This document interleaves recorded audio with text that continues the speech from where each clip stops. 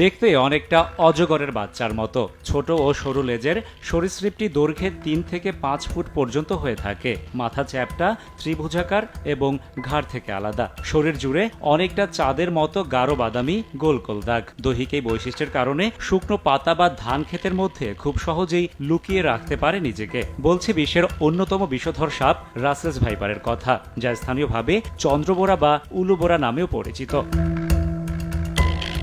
সাধারণত সাপ মানুষকে এড়িয়ে চললেও ঠিক উল্টো স্বভাব রাসেলস ভাইপারের। নিজেকে বিপন্ন মনে করলেই করে বসে আক্রমণের ক্ষেত্রে এটি এত ক্ষিপ্র যে ১ সেকেন্ডের ১৬ ভাগের ১ ভাগ সময় শেষ করতে পারে পুরো প্রক্রিয়া। খেপে গেলে শব্দ করে প্রচণ্ড জোরে, ঠিক যেন প্রেসার কুকারের মতো। রাসেল ভাইপারের বিষ হেমাটোটক্সিক, যার কারণে ছোবল দিলে আক্রান্ত স্থানে পচন ধরে। ছোবলের ৫ মিনিটের মধ্যে ফুলে যায় ক্ষতস্থান। এর বিষ নষ্ট করে দিতে পারে ফুসফুস, কিডনি সহ বিভিন্ন অঙ্গ প্রত্যঙ্গ। বেশিরভাগ সাপ ডিম পারলেও রাসেলস ভাইপার বাচ্চা দেয়। গর্ভধারণ শেষে স্ত্রী রাসেলস ভাইপার সাধারণত ২০ থেকে ৪০টি বাচ্চা দেয়, তবে ৮০টি পর্যন্ত বাচ্চা দেওয়ার রেকর্ডও রয়েছে। একদিকে উচ্চ প্রজনন ক্ষমতা, অন্যদিকে বেজি, গুইসাপ সহ প্রকৃতি থেকে সাপের শত্রু বিলীন হয়ে যাওয়া, সেই সঙ্গে ইঁদুর, ব্যাঙ সহ সাপের পর্যাপ্ত খাবারের উপস্থিতি থাকায় বাড়ছে রাসেলস ভাইপার। চরাঞ্চল সহ বিভিন্ন জায়গায় শিয়াল, বেজি, গুইসাপ, পেঁচা এই প্রাণীগুলো ছিল। এরা মূলত চন্দ্রবড়া বা রাসেল ভাইপার সহ অন্যান্য সাপগুলোকে খেত, তার বাচ্চা সহ।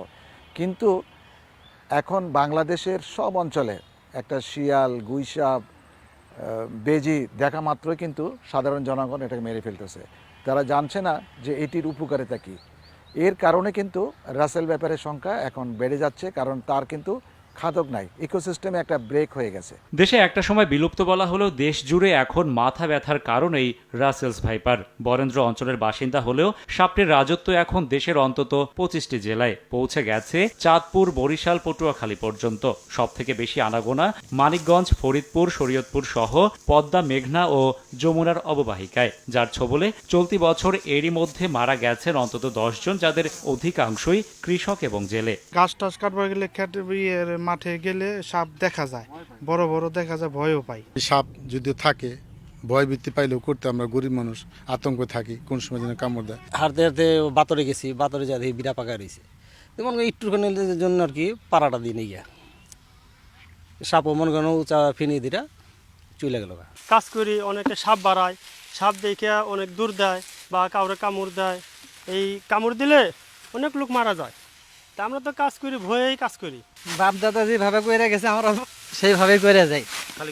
খালি ভাইয়া যে কয়টি ইনকামাই করি ওই কয়টি যদি আমরা জুতা পেন কিনতে আঙ্গর জায়গা আমরা বপুলাভান বাঁচামুখী দিয়ে। পর্যাপ্ত সুরক্ষা সামগ্রী ছাড়া মাঠে কাজ করা এবং সাপে কাটার পর গ্রামীণ জনপদ এখনও ঝাড়ফুঁকের মতো কুসংস্কার থেকে মুক্ত না হওয়ায় মৃত্যুর সংখ্যা বাড়ছে, যদিও উপজেলা পর্যায়ে পর্যাপ্ত অ্যান্টিভেনম না থাকারও অভিযোগ আছে।